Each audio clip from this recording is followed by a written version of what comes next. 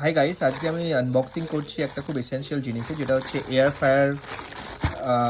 ফায়ারের জন্য দরকার। আর এটা হচ্ছে আপনার এয়ার ফায়ার বাকেট।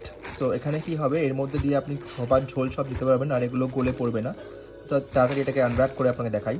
সো এটা হচ্ছে 8 ইঞ্চি সাইজের একটা এয়ার ফায়ারের বাকেট। এর মধ্যে সমস্ত জিনিস ঝোল ফোল রাখতে পারবে। এটা ওভেন প্রুফ আছে, এটা নিয়ে বারো করে নেওয়া যায়। তো এটা কি হবে, এয়ার ফায়ারের যেটা মেইন বডিটা থাকে সেটা মানে রাস্ট থাকে না, এটার মধ্যে জাস্ট বসিয়ে দেওয়া যায়। আমি দেখাবো আপনাদের বসিয়ে কেমন লাগে। 4.2 লিটার একটা এয়ার ফায়ার। ওকে, এর মধ্যে আমরা এটা দিয়ে দিতে পারি এরমভাবে জাস্ট, কিন্তু রেকমেন্ডেড হচ্ছে এর মধ্যে আমরা জালিটা আগে দিয়ে দেবো। জালিটা দেওয়ার পরে তারপরে এটা বসাবো আমরা। সো এখানে কী হবে, এই যে জিনিসগুলোর ওয়ার অ্যান্ড টিয়ার চলে আসছে, এগুলো আর আসবে না।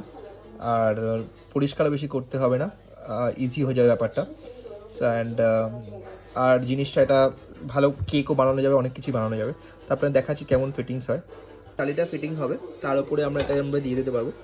আর জাস্ট এভাবে এটা বসে যাবে। So yes, it's a very good product, আপনারা কিনতে পারেন।